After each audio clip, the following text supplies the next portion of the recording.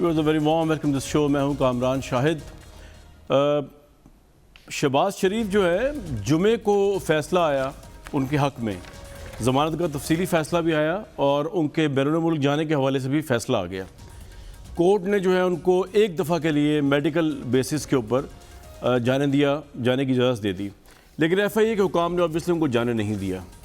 ये कोई इतना बड़ा इशू नहीं है, वो जाए ना जाएँ, इसका क्या ताल्लुक़ पाकिस्तान की सियासत से, और हो भी सकता है। लेकिन बड़ी बात जो है, बड़ी जिसको आप कहेंगे कि शहबाज शरीफ वो शख्स है जो पिछले 1-1.5 साल से जेल में हैं और वो 1-1.5 साल से बीइंग ऑपोजिशन लीडर हैं इस मुल्क के। उनके मुताल्लिक इमरान खान साहब से लेके पूरी कैबिनेट ने जो इल्ज़ामात लगाए उनकी करप्शन के, उनको ज़मानत मिलना मुमकिन ही नहीं थी। लेकिन ज़मानत का जो तफसीली फ़ैसला मेरे सामने आया है, उसको पढ़ के तो लगता है कि ये एक और कील है एहतसाब के नाम पे जो ठुक गई है।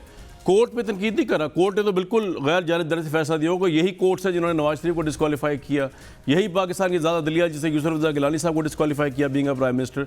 तो कोर्ट पे बात नहीं हो रही, बात हो रही है नैब पे और प्राइम मिनिस्टर इमरान खान की गवर्नमेंट के ऊपर कि ये तफसीली फ़ैसला ज़रा आप सुने तो आपको पता चलेगा कि हुकूमत के बयानात एहतसाब के नाम पर वो जो बात कर रहे हैं वो, और जो हक़ाइक़ कोर्ट में पेश किए जा रहे हैं नैब की तरफ से या गवर्नमेंट की तरफ से, उनमें कितना बड़ा तजाद और गैप है। तफसीली फ़ैसले में ये लिखा है लाहौर हाई कोर्ट ने कि शहबाज शरीफ ने कोई जायदाद खरीदी, ना ही उनकी मलकियत है, उनके अकाउंट में TTs आने का कोई सबूत भी नहीं दिया गया। ये फ़ैसला बता रहा हूँ आपको मैं। ये TTs कह के पूरा 1.5 साल ज़ाया किया हुकूमत ने कि जी ये तो करप्ट आदमी है, इसके अकाउंट में TTs है। मुझे नहीं पता होंगे भी, मुझे हमदर्दी कोई नहीं शहबाज शरीफ से, लेकिन ये कोर्ट की पोजीशन है। इनकी फैमिली मेम्बर्स के इनके ज़ेर कफालत होने का बराह रास्त सबूत जो है वो नहीं दिया गया प्रोसिक्यूशन के। शहबाज शरीफ पर मनी लॉन्ड्रिंग के इल्ज़ाम को बतौर नाकाबिल तरदीद सच नहीं माना जा सकता। ये भी फैसले का हिस्सा है। आगे फैसले में लिखा हुआ है शहबाज शरीफ पर 26 करोड़ 90 लाख के सासों का इल्ज़ाम तो लगाया गया, लेकिन उसका कोई सबूत नहीं दिया गया नैब की तरफ से। शहबाज शरीफ के ज़राए आमदन साबित करने के लिए नैब ने कोई तफ्तीश नहीं की। नैब ने इतराफ़ किया कि शहबाज शरीफ पर किकबैक्स या नाजायज़ रकूम वसूल करने का इल्ज़ाम नहीं। बेदली से शहबाज शरीफ को मुजरिम साबित करने की कोशिश के बावजूद नैब सबूत देने की जिम्मेदारी से बरी नहीं हो सकता। इल्ज़ाम साबित करने का सारा बोझ हमेशा प्रोसिक्यूशन पर होता है। प्रोसिक्यूशन से अखलाकियात के आला म्यार की तवक्को की जाती है। अवामी ओहदे पर करप्ट शख्स आ जाए तो जमहूरी निज़ाम पर अवाम का एतमाद चकनाचूर हो जाता है। अंग्रेज़ी में आपको पढ़ के सुनाता हूँ, बड़ी इंटरेस्टिंग कोर्ट की जजमेंट है। वो ये कहते हैं कि interestingly the NAB has categorically admitted before us that the petitioner is not alleged to have received any kickbacks or any such ill-gotten money in return to a favor extended to someone to build up the assets in the name of his family. These detailed explanations were to be provided by the co-accused persons, that is the sons, the daughters and the wives of the petitioner, but since we are dealing with the case of petitioner, perhaps does not appear to be his sole responsibility. कोई और मुल्क होता obviously तो वहाँ के वज़ीर-ए-आज़म को से रेजिग्नेशन का मुतालबा भी हो सकता था कि आप इंतकाम कर रहे हैं, आप नैब को यूज़ कर रहे हैं मुबैना तौर पर अपोजिशन लीडर को करने के लिए। पाकिस्तान यहाँ सब चलता है, मुल्क का टाइम वेस्ट हो रहा है। एक तरह हमारे प्राइम मिनिस्टर हैं जो मेरे ख्याल से तारीख़ के ताकतवर तरीन प्राइम मिनिस्टर के साथ साथ तारीख़ के बेबस तरीन प्राइम मिनिस्टर हैं। अभी वो सऊदी अरब गए हुए थे तो ओवरसीज़ पाकिस्तानी से ख़िताब कर रहे थे वहाँ पे, और मैं उनकी स्पीच सुन के हैरान था कि वो जिस तरह नए पाकिस्तान की नवीद सुना रहे थे एज़ इफ़ कि अभी या तो लास्ट वीक उनकी हुकूमत आई है या अभी वो पावर में नहीं आने वाले हैं। ज़रा आप भी सुन लें, उससे आपको चलेगा पता कि आज भी इस मुल्क का ताकतवर तीन प्राइम मिनिस्टर, जिसको तमाम इदारों की सपोर्ट हासिल है, जिसको उन आज़ाद मेंबर्स की भी सपोर्ट हासिल है जिनके वो खिलाफ थे, उन पार्टीज़ की भी सपोर्ट हासिल है जो नज़रियाती तौर पे इनकी मुखालिफ रही है, MQM, GDA, PMLQ, लेकिन ये पावर में उनकी मदद से, वरना ये गवर्नमेंट ही नहीं बना सकते थे, इनके पास सिंपल मेजॉरिटी भी नहीं थी। वो आज भी माफिया के आगे लाचार, बेबस, और नए पाकिस्तान की नवीद फिर भी बदर जो तुम सुना रहे हैं। सुनवा दें ज़रा। हमें जो रोज़ा रसूल में मौका मिला जाने का और फिर आज खाना काबा में काबा के अंदर जाने का, आज हम तो समझ रहे हैं कि हमारे लिए हमारी बैटरीज भी रिचार्ज हो गई। ये है पाकिस्तान के डिफाइनिंग मोमेंट्स। एक तरफ है पुराना स्टेटस को, माफियाज जो करप्ट निज़ाम से सारे फ़ायदा उठा रहे हैं और सब इकट्ठे हैं। दूसरी तरफ है पाकिस्तान की अवाम और हमारी गवर्नमेंट जो कि चेंज के लिए लड़ रही। और ये जो चेंज है, ये चेंज को अब कोई नहीं रोक सकता। ये है इन माफिया से मुल्क को आज़ाद करने की जंग। आपको मैं खुशखबरी ये देना चाहता हूँ कि बड़ी जल्द आपके सामने एक नया पाकिस्तान आएगा। भाई ये खुशखबरी सुनते हुए तो 3 साल हो गए, अभी तक आया नहीं। मलिका बुखारी साहिबा, सेनेटर मसूद मलिक साहब, मेजर जनरल रिटायर्ड एजाज ईमान साहब। सऊदी अरब के हवाले से मलिका साहिबा एक तो इस पर बात करेंगे, लेकिन एक और बड़ी इंपॉर्टेंट खबर आई है, मैं चाहता हूँ तस्दीक या तरदीद कर दें उसकी। 3 दिन का जो दौरा था उसका हासिल वसूल ये निकला कि हमें फितराना मुबैना तौर पर सऊदी अरब से मिल रहा है पंजाब और KP के लिए। तस्वीर दिखा दें मुराद सईद साहब की, ये एक फंक्शन हो रहा है वहाँ पे, तस्वीर अगर सामने दिखा सकें। और इस तस्वीर के अंदर आप देख सकते हैं कि ये फितराना जो है वो पाकिस्तान की कौम को मुबैना तौर पर देने के हवाले से बात की जा रही है कि पाकिस्तानी कौम को एक फितराना दिया जाएगा, ज़कात व फितराना सऊदी अरब की गवर्नमेंट की तरफ से। और मेरे सामने एक मुबैना लेटर है, इसकी ऑथेंटिसिटी मुझे नहीं पता, लेकिन ये तस्वीर तो ऑथेंटिक है बादियुल नज़र में। मुराद सईद से वहाँ गए हुए थे। ये देख सकते हैं आप, इनॉग्रेशन अगर हम दिखा सकें, इनॉग्रेशन है ज़कात और फितराने की। ये लेटर है, king Sulaiman relief centre launches food distribution ज़कात उल फितर प्रोजेक्ट्स इन पाकिस्तान। इसकी तस्दीक मैं नहीं कर सकता, लेकिन ये लेटर को कुछ तस्वीर के साथ देखा जाए तो बड़ी हैरानकुन बात है कि सऊदी अरब की गवर्नमेंट जब दौरा किया पाकिस्तान के प्राइम मिनिस्टर ने, जो ओनली चीज़ सामने आई है वो ये मुबैना तौर पर बादियुल नज़र में कि 440 टन राइस बैग्स फितराना और ज़कात के मद में शायद मिलेंगे KP और पंजाब की आवाम को। और ये तस्वीर आपके सामने। मलिका साहब पहले ये बता दीजिए कि यही 3 दिन का विजिट का है कि हमें फितराना मिल रहा है और ज़कात वहाँ से, जिसमें मुराद सईद साहब की तस्वीर भी लगी हुई है। देखिए कामरान, जी बहुत शुक्रिया कामरान। देखिए कामरान, अपना अपना चीज़ों को देखने का जाविया है, अपना अपना तरीका है, आपका अपना बयानिया है, पाकिस्तान तहरीक इंसाफ का अपना मौक़िफ़ है। आइए पहले शहबाज शरीफ के केस के ऊपर बात। पहले जरा मुझे इस तरह, मैं आपसे डिटेल से बात करूंगा मलिका साहब, ये बता दें ये फितराने वाली बात सही है? तस्वीर जो इन्होंने फितराना मिल रहा है पाकिस्तान को, लेकिन आपको हुकूमत के नुमाइंदे को आपने सवाल पूछा है, तो ये तो पहला सवाल ये है मेरा को मौक़िफ़ पेश करने का मौका दीजिए, पूरा टाइम सवाल पूछे बगैर। देखिए पहली बात तो ये है कि सऊदी अरेबिया जो है पाकिस्तान के लिए एक बहुत ही अहम बरादराना मुल्क है। हमारे उनसे बहुत पुराने दरीना ताल्लुकात हैं, हमारे लिए मुक़द्दस है वो जगह। और एक बहुत ही बड़ा प्रोपेगेंडा चला पिछले दिनों, जिसमें बहुत सारे हमारे मीडिया के बहन भाई शामिल थे कि पाकिस्तान और सऊदी अरेबिया के जो ताल्लुकात हैं उसके अंदर कशीदगी आ गई है। अब आपने देखा कि जब वज़ीर आज़म गए तो सऊदी वली अहद उनको ख़ुद रिसीव करने के लिए आए और आला सतह के बहुत सारे MOUs के ऊपर साइन हुआ। एक आला सतह की कोऑर्डिनेशन काउंसिल बनी जो आपकी नज़र से शायद नहीं गुजरी हो, लेकिन मैं आपको बावर कर रही हूँ कि बड़ी सुप्रीम कोऑर्डिनेशन काउंसिल बनी है। और सऊदी वली अहद ने अपने मुल्क की जो विज़न है वो पाकिस्तान के वज़ीर आज़म, वज़ीर ख़ारजा और जो हमारे चीफ़ ऑफ आर्मी स्टाफ थे, मिनिस्टर फॉर इंटीरियर थे, उनके सामने रखी और उस विज़न के अंदर बताया कि वो आगे पाकिस्तान के अंदर जो लोग बसते हैं उनको एम्प्लॉयमेंट देना चाहते हैं अपने मुल्क के अंदर, और जो रेमिटेंसेस हैं वो भी सऊदी अरेबिया से मुझे आपसे एक सवाल करना है, एक सवाल करना मुझे आपसे इतनी सी बात पे एक सवाल करना है आप एक मिनट आपने कहा कि मीडिया के बहन भाइयों की वजह से जो है वो पाकिस्तान सऊदी अरब के ताल्लुकात ख़राब हुए, मतलब ये तो आपने बिल्कुल उसको सच की आपने यही कहा। सुन तो ले, एक मिनट सुन तो ले। मीडिया के बहन भाइयों की वजह से सऊदी अरब से ताल्लुकात को धचका लगा, आपने ये लफ्ज़ यूज़ किए। आप शायद भूल रही हैं कि शाह महमूद कुरैशी की वजह धचका लगा। उन्होंने जो सऊदी अरब से डिमांड की कश्मीर के ऊपर जो है सऊदी अरब अगर साथ नहीं आता तो हम अकेले चले जाएंगे, हमें परवाह नहीं है, ये उनके गैर जिम्मेदाराना सफारतकारी की वजह से और बयानात की वजह से धचका लगा, जिसको जाके बाद में आर्मी चीफ ने ठीक किया। इससे पहले भी वो गए हैं और अब वो दोबारा आपसे पहले पहुंचे हुए थे, तो आप हम पे तो ना डालें बात, वो शाह महमूद साहब। लेकिन मेरा सवाल ये था, सऊदी अरब के साथ हमारे ताल्लुकात, सऊदी अरब के ताल्लुकात हमारे साथ बड़े अच्छे हैं, अल्लाह करे अच्छे ही रहें आपके दौर में, आप लोग मजीद ख़राब ना करें। फितराने की बात कर रहा हूँ, जो फंक्शन में मुराद सईद साहब गए हुए थे, क्या हम ज़कात और फितराना सऊदी अरब से अब ले रहे हैं? देखिए सिंपल क्वेश्चन, यस और नो, तस्दीक तरदीद। पहले तो वजाहत पेश कर दूं कि पाकिस्तान के वज़ीर ख़ारजा की वजह से ये बड़ा गैर जिम्मेदाराना आपका स्टेटमेंट है, और मैं तो मज़म्मत करती हूँ पाकिस्तान के नेशनल टेलीविज़न के ऊपर कि उनकी वजह से दोनों मुल्कों के माबैन जो ताल्लुकात हैं बिल्कुल भी ख़राब नहीं हुए। आज वही वज़ीर ख़ारजा वहाँ बैठे थे और वहाँ एक तवील डिस्कशन हुई और पाकिस्तान की वो रहनुमाई कर रहे थे, पाकिस्तान की रिप्रेजेंटेशन कर रहे थे। छोड़िए इन बातों का, अब क्या है, अब जो चीज़ें आपके सामने हैं वो सामने आ चुकी हैं कि दोनों मुल्कों के बेहतरीन ताल्लुकात हैं। दोनों मुल्कों ने बहुत सारी MOUs के ऊपर सिग्नेचर्स किए हैं। दोनों मुल्कों ने अपनी रवाबत को आगे बढ़ाना है। और साथ साथ जो तस्वीर आपने दिखाई, अगर एक और प्रोजेक्ट है जिसके अंदर शायद वो कुछ, मैंने सिंपल पूछा फितराना सऊदी अरब से हम ले रहे हैं या नहीं ले रहे, सिंपल सी बात पूछी आपसे मैंने, आप पता नहीं कहाँ चली गई। देखिए मेरे पास इसकी डिटेल्स नहीं है, लेकिन डिटेल्स नहीं आपके पास,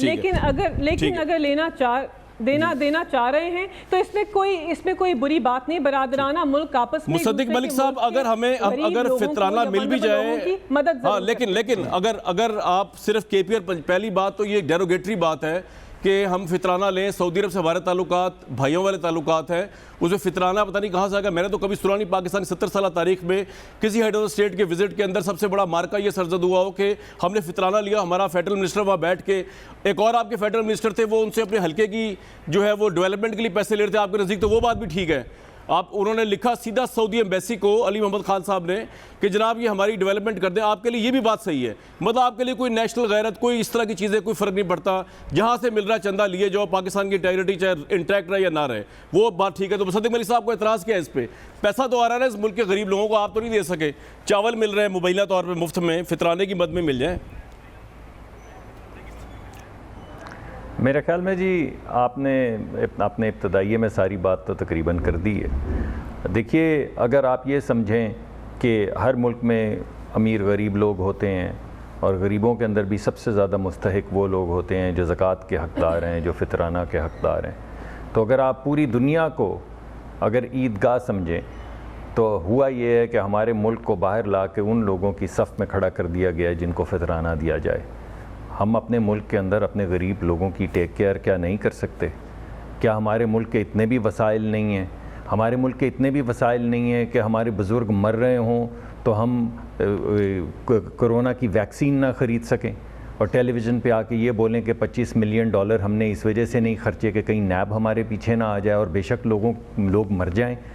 हर दिन 200 लोग मर रहे हैं। जनवरी से लेके जब से ये कोरोना की वायरस की वैक्सीन हमारे पास आई है, आप सोचें हर महीने 2 से 3 हज़ार लोग मर रहे हैं। इनकी अमवात का कौन ज़िम्मेदार है? आज आप बाहर जाके, बहुत अच्छी आपने बातें की, अगर कोई ऐसे आप हमारे सामने मंजर आम पर चीज़ें आती जिनसे हमें पता चलता कि मुल्क की तरक्की के अंदर कितनी इन्वेस्टमेंट हो रही है। जैसे CPEC के ज़माने में यहाँ पे $40 अरब की इन्वेस्टमेंट हो रही थी और यहाँ पे हर घंटे के बाद जो घंटा या 2 घंटे बिजली जाती थी वो ख़त्म हो गई। या आप ये कहें कि हमने 1.2 बिलियन क्यूबिक फुट के गैस के कारखाने लगाने के लिए बाहर के मुल्कों को कहा है कि वो आके मुल्क में इन्वेस्टमेंट करें, तो कोई बात समझ आती है। लेकिन जब आप ये कहें कि हमें फितराना, हमें चंदा, हमें जो नजराना, ये कोई दरबार है पाकिस्तान जहाँ पे बाहर फ़कीर बैठे हुए हैं, दुनिया के दरबार में बाहर पाकिस्तानी फ़कीर बैठे हुए हैं, किसी को फितराना दे दिया, किसी को ज़कात दे दी, किसी को चंदा दे दिया। खुदा के वास्ते इस तरह की ना हमें इस मुकाम पर लेकर आएँ, ना इस तरह की चीज़ों की तशहीर करें। हम एक इज़्ज़तदार मुल्क हैं, हमारे मुल्क में हैं गरीब लोग, लेकिन हमें इतना तो कॉन्फिडेंस होना चाहिए कि हम अपने गरीब लोगों की खुद खिदमत कर सकते हैं, हम अपने गरीब लोगों को खुद उनका हक़ अदा कर सकते हैं। यानी हमारे वज़ीर आज़म गैर मुल्की दौरों पर जाके फितराना और चंदा और ज़कात के लिए ज़िक्र कर रहे हैं। ये उसी तरह है कि सारा मुल्क चंदे पे चलेगा। कैसे चलेगा भाई चंदे पे? हम सारे आपको सल्यूट करते हैं, आपने शौकत खानम हस्पताल बनाया चंदे पे, और ये अल्लाह करे आपको ताकत दे कि आप इस तरह की और भी आप इस तरह की चीज़ें करें जिनसे लोगों के दुख दर्द का मुदावा हो। लेकिन मुल्क चलाने के लिए ज़कात और चंदे और फितराने, मैं समझता हूँ ये हमारे मुल्क की सही पोजीशन नहीं है। कमिटी ऑफ नेशंस के अंदर अपने मुल्क का वक़ार बुलंद करने के लिए अगर हमें कोई पोजीशनिंग करनी है तो हम ये कहें कि हमारे मुल्क में इतने ढेर लोग हैं, आप यहाँ पे इन्वेस्टमेंट करें, हम आप लोगों को रिटर्न्स भी देंगे और अपने मुल्क में गुर्बत का ख़ात्मा भी करेंगे और अपने मुल्क में नौकरियाँ भी लेकर आएंगे जैसे इससे पिछले दौर में हो रही थी। लेकिन उसको आपने मिलाइन कर दिया, आपने चीनियों को मिलाइन कर दिया, यहाँ तक कि वो एक ढेले की इन्वेस्टमेंट आपके साथ करने को तैयार नहीं है। आप बताइए CPEC के सारे प्रोजेक्ट, आप मुझे बताइए CPEC के कॉरिडोर के अंदर जो बनने थे वो तमाम पार्क बनने थे और नए बिजनेसेस शुरू होने थे, ये 3 साल में क्या हुआ? बिजली लगाने में तो 2-3 साल लगते हैं, जी। गैस के कारखाने लगाने में तो 2-3 साल लगते हैं, सड़कें बनाने में तो 2-3 साल लगते हैं, मगर कॉलेजों से निकले लड़के लड़कियों को छोटे छोटे कारोबार शुरू करने के लिए क्या लगता है भाई? तो ये क्यों सारी इन्वेस्टमेंट टीम से रुक गई? आपने मुझे चीनी सफारत, एक आखिरी बात, आप जो चीनी पिछले सफारतकार, ये पिछले नहीं उनसे पिछले, उन्होंने लाहौर चैम्बर ऑफ कॉमर्स के अंदर जो तकरीर की थी जाते हुए इस मुल्क की हुकूमत से तंग आके, ज़रा उसका क्लिप चलाएं, जिसमें उन्होंने कहा था कि पाकिस्तान हमारे लिए is not now destination of choice. ये आप कहाँ से पाकिस्तान को कहाँ पे ले आए भाई? राइट, पाकिस्तान से इन्वेस्टमेंट चली गई और फितरानों पे बात आ गई, फितरानों तक बात आ गई। जनरल साहब, इंफॉर्मेशन है मेरे पास इस चीज़ की कि पिछले दिनों जब हालात बड़े ख़राब हुए थे, उसमें शाह महमूद कुरैशी साहब का जो बयानात और इंटरव्यूज़ थे, उनकी वजह से सऊदी अरब की गवर्नमेंट जो है वो इतनी नाराज़ हुई, फिर आर्मी चीफ ने जाके मामला को कुछ ठीक किया, उसके बाद दोबारा आर्मी चीफ अब गए मुलाकात करने के लिए। तो आपको लगता है पाकिस्तान की फॉरेन पॉलिसी इवन सऊदी अरब को लेकर ताल्लुकात बढ़ाने के बजाय उसको खराबी लेके आई और बाद में फिर इस्टेब्लिशमेंट ने उसको जो है ठीक करने की कोशिश की? और सेकेंडली ज़रा ये बता दीजिए कि सीपैक में क्या हुआ है, कि वाकईतन चाइना ने जो है इस गवर्नमेंट को के साथ डील करते हुए इन्वेस्टमेंट को थोड़ा डिले या रोक दिया हुआ है? Your take sir. Kamran, thank you very much. मैं पहले वाली बात पे ज़रा कमेंट कर लूँ। इस मुल्क के वज़ीर आज़म उसामा बिन लादेन से भी $10 मिलियन लेके आए थे, किस मद में लाए थे और किन लोगों में दिए, वो सवाल का भी जवाब ज़रा नून वालों से ले लेना। दूसरी बात यह है कि हमारे वो हुक्मरान जिन्होंने 30 साल इस मुल्क पर हुकूमत की है, उनका इलाज और ब्लड टेस्ट तक जाके यूके में होता है, ये उनकी कंट्रीब्यूशन है इस मुल्क के अंदर। और एक ये वज़ीर आज़म है जिसने सारी दुनिया से चंदे इकट्ठे करके 3 कैंसर हॉस्पिटल इस मुल्क को दिए हैं। लेट्स बी फेयर, ये जो एवन फील्ड बने हुए हैं और ये जो 21 शुगर मिलों के ओनर हैं, इन्होंने सदका और फितर गरीबों में तकसीम किया होता तो इनकी 21 शुगर मिलें ना होती। और आखिरी बात ये उस ज़िम्न में कहना चाहता हूँ कि अल्लाह ने कुरान में कह दिया है कि दौलतमंद मुसलमानों के रिज़्क में महरूम मुसलमानों के रिज़्क का एक हक है, हिस्सा है जो मैंने रख दिया है, उन तक पहुंचाना आपका काम है। लिहाजा पाकिस्तान ला इलाहा इल्लल्लाह पढ़ने वाला कोई भी मुसलमान दुनिया के किसी मुल्क में भी रहता हो, साहिब इस्तिताअत लोग उन तक अपना सदका और फितर और खैरात पहुंचा सकते हैं। हम चारों में से किसी ने नहीं ली, जो जिनका फोटो स्क्रीन पे नजर आ रहा है, इन चारों में से किसी ने नहीं ली। अगर मुस्तहिक तक कोई पहुंच रहा है तो खुदा के लिए इस पे सियासत न करें। अच्छा, इसके अंदर भी जनरल साहब एक मिनट, इसमें एक डिस्क्रिमिनेशन है। अगर ये लेटर सही है जो कि इस्लामाबाद से निकला एम्बेसी से, मुबैना तौर पर इसकी तस्दीक तर्दीद अभी तक गवर्नमेंट ने नहीं की, तो उसमें भी डिस्क्रिमिनेशन है कि सिर्फ पंजाब और केपी, जहां इमरान खान साहब की गवर्नमेंट है, उसको ज़कात और फितराने के लायक समझा गया है। अगर चले आप समझते हैं ज़कात और फितराना वाजिबी हो गया पाकिस्तानी कौम पे और यह हक है पाकिस्तानी कौम का अमीर नेशन सऊदी अरब से लेना, यहाँ भी हक नहीं है, गरीब लोगों का हक है, मुसलमानों का हक है, गरीब मुसलमानों का। लेकिन सर मैं कुछ और कह रहा हूं, से होश संभाली है सर, मैं कुछ और कह रहा हूं। हाँ, डिस्क्रिमिनेशन इसके अंदर भी है, केपी और पंजाब की आवाम का जिक्र है। अगर ये लेटर सही है, इसका भी वेरिफिकेशन होना जरूरी है।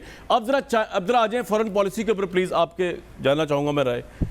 सऊदी जी वजीर खारजा अनवेरिफाइड लेटर पे तो कोई कमेंट बनता नहीं है, लेकिन बात देखेंगे जब बाद में आएगी। जी गवर्नमेंट ही तस्दीक करेगी। अभी बात ये है कि देखें, शाह महमूद कुरैशी ने, जो काशिफ अब्बासी ने उनसे 3 दफ़ा दोहरा के एक सवाल पूछा और वो प्रोवोक होकर उन्होंने कुछ कह दिया जज्बात में, और वो जज्बात की रोह में अक्सर बह जाते हैं और फिर अपना बयान दिया हुआ बाद में वो लपेटने की कोशिश करते रहते हैं। यस, उस स्टेटमेंट से डैमेज हुए थे रिलेशन, बट अच्छी बात यह है कि दोनों मुल्कों ने ये रियलाइज़ कर दिया है। उधर जो बाइडन के आने से मोहम्मद बिन सलमान को भी ये रियलाइज़ हो गया है बिल्कुल, ये जैरेड कुश्नर और पाकिस्तान का ताल्लुकात बढ़ाने के रिकॉग्निशन का टाइम नहीं है। बिल्कुल ठीक है, दोनों ममालिक एक दूसरे के सॉवरेनिटी का एहतराम करेंगे। ना आज हमें कहा जा रहा है इसराइल को तस्लीम करने के लिए, और ना इसी तरह हमें तवक्कुआत वाबस्ता करनी चाहिए KSA से। वो यमन को वो निपटाएं, कश्मीर को हम खुद निपट लेंगे। सीपैक पे जरा बता दें प्लीज क्विकली कि सीपैक में बहुत कहा जा रहा है कि सीपैक में जी सीपैक में जहां तक मेरा इल्म है और जहां तक मुझे इंफॉर्मेशन मिली है, किसी किस्म का कोई अभाम नहीं है। प्रोजेक्ट चल रहे हैं। अगले दिन भी जनरल आसिम बाजवा ने एक रोड का इफ्तिताह किया है और उन प्रोजेक्ट्स पर बड़ी तेज़ी से काम जारी है। यकीनन इसको मज़ीद तेज़ी दी जा सकती थी जो कि अभी दी जा रही है उसमें कोई ऐसी मिसअंडरस्टैंडिंग नहीं है। ठीक है सर। पाकिस्तान की स्ट्रेटेजिक डायरेक्शन बहुत क्लियर है। बड़े कम और वो अल्फाज में लोग आपने जिनके बड़ा दिल अमेरिका कॉम्प्रिहेंसिव के साथ तजिया कर दिया। धड़कते ठीक है हैं। सर, बिल्कुल ठीक है। जैसे आप बड़ा कम अल्फाज में बड़ा कॉम्प्रिहेंसिव तजिया कर दिया। मुसद्दिक मलिक साहब, इससे पहले मैं ब्रेक लूँ और शहबाज शरीफ के केस के ऊपर आऊँ, आपने कोई would you like to respond, क्योंकि आपकी गवर्नमेंट और आपके लीडर पे बात की, जनरल साहब ने $10 मिलियन उसामा बिन लादेन और यूके में इलाज और ये और वो कुछ कहना है, हिम्मत करेंगे कहने की, या मैं ब्रेक ही लूँ? नहीं, वैसे तो मेरा जी नहीं चाहता, मैं जनरल साहब का बहुत बड़ा मद्दाह हूँ और जनरल साहब को इस बात का पता है। मेरे आप दोस्त हैं भाई, गयूर हमारी फौज के जर्नैल, जी जी मेरे भी भाई हैं।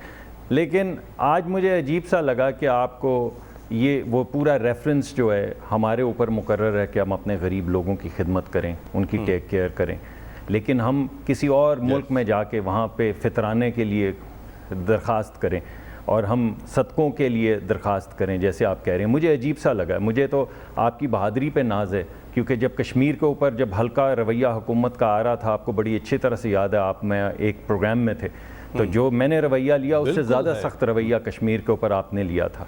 और जो आपने पोजीशन ली थी, मैं 100% उस पोजीशन के साथ था। और जब इमरान खान साहब ने कहा था कि अब हम क्या करें, जंग करें, तो भाई हमने जंग नहीं करनी, तो फिर क्या कश्मीर को छोड़ दें? तो ये जो आपका रवैया था, उस रवैये के मुझे तो वो रवैया पसंद है। ठीक है, आपकी बात सही है कि जो अहले सरबत हैं वो ज़रूर मदद करें गुरबा की, लेकिन मेरी ख्वाहिश ये होगी कि आप जो भी पुरानी हुकूमतों को इल्ज़ाम दें, ठीक है, बरहक है, आपका एक नुक्ता नज़र है, आप दे सकते हैं।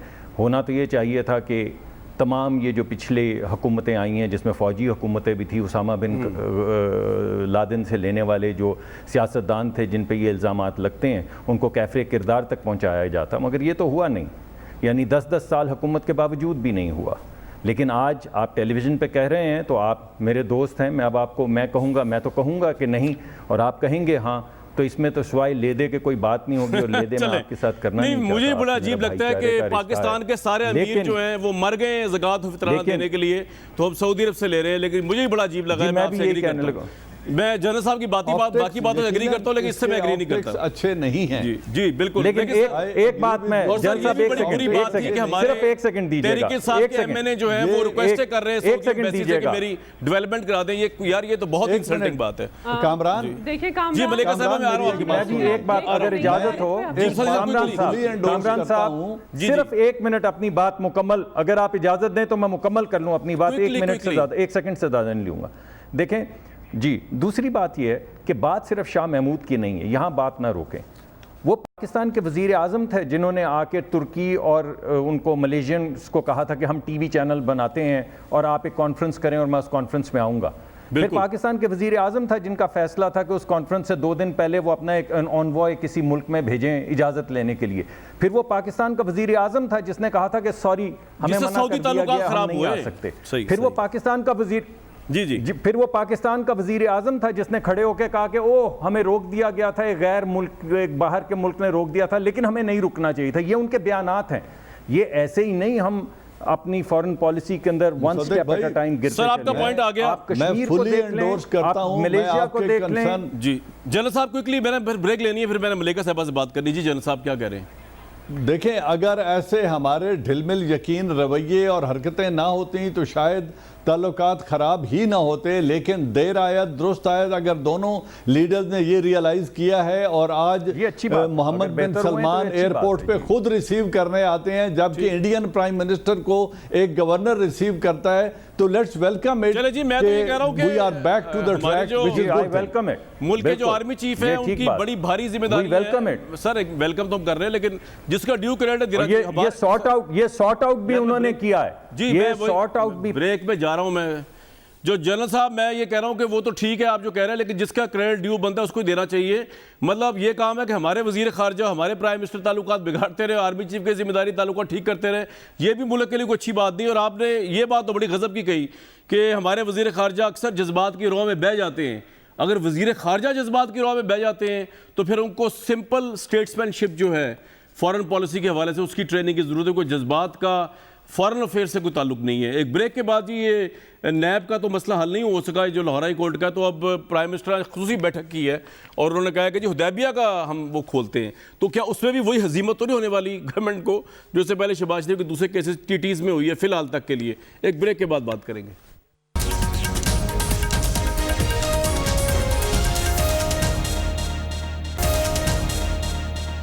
Very warm welcome back to this show.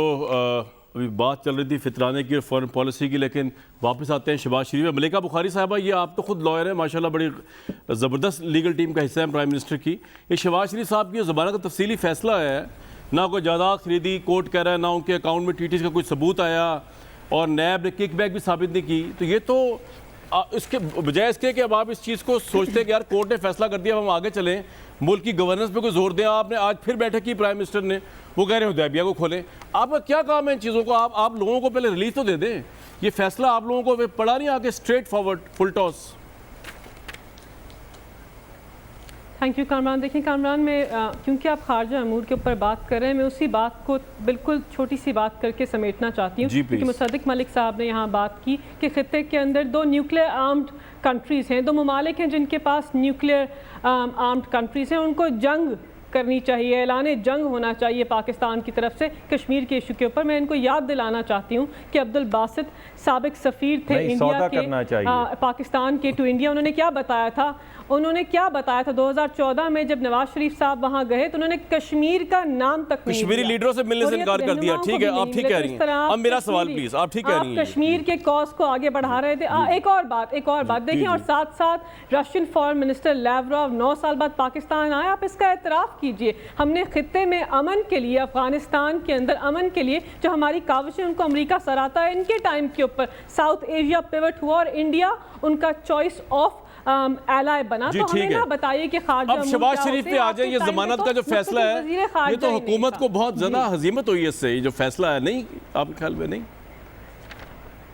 देखिए, नहीं कामरान, देखिए मैं आपकी बात से अनफॉर्चुनेटली फिर से इत्तेफाक नहीं करती। देखिए, जहाँ तक इस फैसले की बात है, इसको जिस जाविये में जिस तरीके से पेश किया जा रहा है, ये वैसा नहीं है। देखिए, जो फैसला आया, एक ही दिन के अंदर केस लगा, एक ही दिन के अंदर फैसला सुनाया गया। पाकिस्तान की आवाम को ये लग रहा है कि पाकिस्तान के अंदर अमीर और गरीब और ताकतवर और कमज़ोर के लिए दोहरा निज़ाम अदल है, और हम ये ऐसा निज़ाम राइज नहीं करना। मुझे एक बात बताइए मलिका साहिबा, एक बात बताइए, आपसे सवाल कर रहा हूँ मैं। ये जो कोर्ट ने कहा है कि the NAB has categorically admitted before us that the petitioner is not alleged to have received any kickbacks or any such ill-gotten money। ये तो आप नैब के आगे वाविला करें कि वो साबित करें में नाकाम हो गए कि शहबाज शरीफ ने कोई किकबैक लिया है, कोई गलत करप्शन से पैसा लिया है। कोर्ट का क्या कसूर है इसमें? कोर्ट में क्यों आप लेके आ रही हैं? तो आपको नैब जो है वो फेल हो गया है साबित करने में। नहीं, हम तो अदालती नहीं, बिल्कुल भी नहीं। हम तो देखिए अदालती फैसलों का एहतराम करते हैं। 2019 की सुप्रीम कोर्ट की जजमेंट है,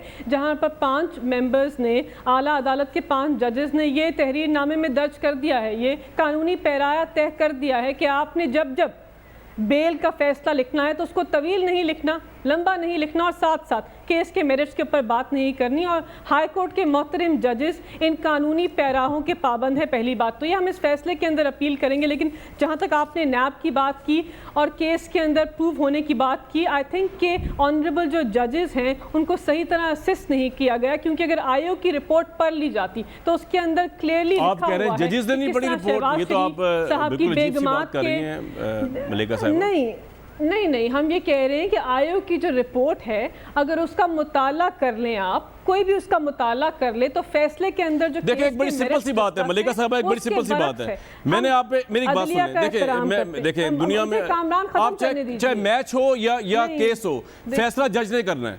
मतलब आप अब क्योंकि शहबाज शरीफ पे साबित नहीं हो सका जो इमरान खान साहब का पॉलिटिकल नैरेटिव था, तो अब आप कह रहे हैं जजेस ने फैसला गलत कर दिया है। चलिए, वेरी गुड। नहीं, हम ये नहीं कह रहे, हम कह रहे हैं कि आयोग की रिपोर्ट के अंदर ये दर्ज है कि उन्होंने अपनी बेगमात के नाम के ऊपर टीटीज मंगवाई, और वो कहते हैं कि मेरे ऊपर डायरेक्ट करप्शन का केस नहीं, क्योंकि वो करप्शन यही समझते हैं कि बैग में किसी से पैसे लिए जाएं, कोई आकर उनको कैश हैंड आउट करे। लेकिन नैब आप इतनी सीजन लॉयर हैं, मुझे आप एक बात बताइए कि आईओ की जो रिपोर्ट है, इन्वेस्टिगेशन ऑफिसर की रिपोर्ट जो है, उसकी टके की वैल्यू नहीं है if you don't have the evidence. अगर आपको एविडेंस नहीं, आयोग की रिपोर्ट कहां स्टैंड करती है, जो उठा के बाहर फेंकती है कोर्ट। मैं आपसे पूछ रहा हूं, आपको किसने कहा है एविडेंस के बगैर कोई रिपोर्ट कोई स्टैंड ही नहीं करती। मुझे कोर्ट का फैसला मेरे सामने है। 54 नहीं, देखिए ये बेल है और बेल जो होता है वो एक अबूरी इशू होता है। अभी केस का फैसला नहीं आया। पहली बात तो ये 54 वॉल्यूम शहजाद अकबर ने प्रेस कॉन्फ्रेंस के अंदर दिखाई, जिसके अंदर इनकी लंबी करप्शन और टीटीज की और मनी लॉन्ड्रिंग की दास्तान है। साथ साथ 100 विटनेसेस हैं जिन्होंने अपनी शवाहिद कंप्लीट करने, अभी शायद 10 या 12 विटनेसेस हैं, उनकी शवाहिद कंप्लीट हुए हैं। तो केस मलेका साहिबा आधा शो निकल गया इस पार्ट का आपके साथ, लेकिन मैं आपको एक बात बता दूं, शहजाद अकबर साहब को शायद आपकी बात समझ आ जाए, प्रेस कॉन्फ्रेंसेस के जरिए आप मुकदमा साबित नहीं कर सकते, कोर्ट ऑफ लॉ में जाके साबित करें, अदरवाइज कौम का टाइम वेस्ट ना करें। लेकिन मुसद्दिक मलिक साहब, जी जनरल साहब, जी जनरल साहब कुछ कहना चाह रहे हैं आप? मैं कह रहा हूँ कामरान इतने अच्छे प्यारे खुश शक्ल से दोस्त हो, भाई हो, इतने सीरियस क्यों हो जाते हो? अच्छा सर, देख आप तेरी जो स्क्रीन पे आपकी स्क्रीन पे एक टिकर चल रहा है और मैं उसको देख के हंस रहा हूँ। शाह महमूद कुरैशी साहब ने कहा है कि इस दौरे में इजराइल के मौजू पर बात नहीं हुई और जो जॉइंट स्टेटमेंट है उसमें लिखा हुआ है कि दोनों हुक्मर जो रहनुमाओं ने एग्री किया है कि फ़लस्तीनियों को उनके हकूक़ मिलने चाहिए और 1967 की जोग्राफियाई हदों के अंदर रियासत फ़लस्तीन की रियासत का क़याम होना चाहिए। एक तरफ ये जॉइंट कम्युनिके में लिखा हुआ है, नीचे शाह महमूद कुरैशी साहब का टिकर चल रहा है आपकी स्क्रीन पे कि इसराइल के मौजू पे कोई बात नहीं है। अभी शामी साहब को इंटरव्यू दिया है, उसमें उन्होंने कहा है ये बात टिकर चल रहा है। जी बताइए। मेरी बात सुनो ना, मैं यही कह रहा हूँ कि या जॉइंट कम्युनिके मावराए गुफ्तगू है और या ये जो टिकर है। अच्छा अभी मेरी बात सुनो, मैं तो इतना दलेर आदमी नहीं हूँ, लेकिन फैज़ अहमद फैज़ साहब की एक नज़म के 4 शेर आपके सामने पेश करता हूँ, फिर मलिक साहब की राय ले लेना। जी। अच्छा, उन्होंने कहा था, जिस देश की कोर्ट कचहरी में इंसाफ तकों पर बिकता हो, जिस देश का मुंशी काजी भी मुजरिम से पूछ के लिखता हो, जिस देश में हाकिम जालिम हो सिसकी न सुने मजलूमों की, जिस देश के सादा लो इंसाफ वादों पे ही टाले जाते हों, उस देश के हर एक लीडर पर सवाल उठाना लाजिम है। अब मलिक साहब से पूछ लो जो पूछना है। ठीक है जनरल साहब, ये तो शेर जो है ना पीपल्स पार्टी और नून लीग वाले पढ़ते आ रहे हैं। भुट्टो एक मिनट मलिक साहब आप सर, ये भुट्टो साहब की फांसी से पढ़ते आ रहे हैं, मौलवी मुश्ताक साहब से रोते आ रहे हैं, लेकिन ये तो ज्यादा दली है। जी देखिए, ये मिलिट्री, मेरी बात सुनो जी सर, आपकी बात, मिलिट्री लीडर हो, पीपल्स पार्टी हो, नून लीग हो या मौजूदा दौर हो, अदालतों के बारे में फैज़ अहमद साहब फैज़ की ये जो राय है वो बड़ी मैं समझता हूँ मुदल्लल है और हम सब का एक्सपीरियंस है। खुदा हमें हिदायत दे। सर मैं तो इसलिए मानने को तैयार नहीं, अगर ये राय सही मान ली जाए तो फिर तो नवाज शरीफ भी नाजायज ही निकाले गए इन्हीं कोर्ट से, हालांकि मैं समझता हूँ जायज निकाले गए। लेकिन चलें मुसद्दिक मलिक साहब, योर टेक ऑन इट। देखो जी सर, एक मिनट सर, अब जनरल साहब एक मिनट सर, मुसद्दिक साहब। जी मैं तो सिर्फ इतनी इल्तमास ही करूँगा कि जनरल साहब तो बहादुर आदमी है, उन्होंने ये पढ़ दिया। हमने पढ़ा होता तो 5 से 17 साल के लिए डिस्क्वालीफाई हो जाते ये अशार पढ़ने पे। इस तरह वो आपके हमारे दोस्त भाई हुए के भाई जो है जावेद लतीफ साहब। हाँ जी सही जी नहीं, तलाल साहब भी और भी लोग इस तरह के अशार पढ़ते रहे जिसकी वजह से वो आज तक डिस्क्वालीफाइड हैं। तो जनरल साहब जुर्रत कर सकते हैं, ये बात इनकी ठीक थी, अगर जुर्रत हो तो जवाब दें। तो मेरे ख्याल में क्योंकि हमारा मुकदमा जनरल साहब ने पेश कर दिया है तो फिर इसको दोबारा से रीट्रेट करने की जरूरत नहीं, क्योंकि जनरल साहब को तो कोई कुछ कहेगा नहीं। लेकिन भाई ये बात खारजा पॉलिसी को रैप अप करने के लिए जी खारजा पॉलिसी को रैप अप करने के लिए मैं आपको याद करवा दूं, इमरान खान साहब ने क्या कहा था कि जब मोदी आएगा, उनकी जब इलेक्शन कैंपेन शुरू हुई तो कश्मीर हल होगा। फिर आपको याद होगा जब अमेरिका गए थे तो उन्होंने कहा था कि ट्रंप जो है वो हमारी सालसी उसने करवा दी है, सालसी हो गई, यह मामला हल हो जाएगा। फिर आपको याद होगा कि जब पार्लियामान के अंदर हम गए तो हुकूमत ने इसरार किया, फॉर्मली भी इनफॉर्मली भी, पिछले कमरे में भी बिठा के, कि खुदा के वास्ते आर्टिकल 370 का जिक्र मत करो। क्यों ना करो आर्टिकल 370 का जिक्र? और अभी जो सऊदी अरेबिया के अंदर जॉइंट कम्युनिके आया उसमें है कि दोनों ममालिक बैठ के कश्मीर को तय करें। क्या ये हमारा नुक्ता नजर? हमारा ये नुक्ता नजर नहीं है। मैं आखिरी एक बात और भी कर दूं, सर सुन तो लें, Pakistan foreign minister republicworld.com, India में तो वायरल हो गया ना ये।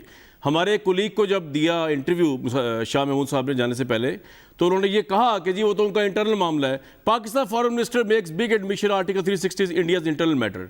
पाकिस्तान, एक और इंडियन एक्सप्रेस लिख रहा है, Pakistan foreign minister Qureshi says willing to talk if India revisits its August 5, 2019 decision JK। Ji sir, अब आप बताइए क्या कह रहे हैं? फिर मलिका साहबा डिफेंड करेंगे। तो मैं अब यही कह रहा हूँ कि आप शाह महमूद कुरैशी साहब की किस किस बात को झुटलाएंगे और किस किस बात का जवाब देते रहेंगे कि वो हर दफ़ा जज्बाती हो के कभी कहते हैं 370 अंदरूनी मामला, अगरचे उन्होंने आज कोई ट्वीट की है कि नहीं मेरा मतलब ये नहीं था। भाई मतलब नहीं था तो क्यों कहा, और क्या मतलब था? अगर नहीं कहना था तो आप वज़ीर ख़ारजा हैं, इसी से पहले आपने भी एक वो सऊदी अरब के हवाले से आपने एक इक़्तिबास सुना दिया है, मैंने आपको कश्मीर के हवाले से सुना दिया। आप मुझे ये बताइए कि इस हुकूमत की पॉलिसी है क्या?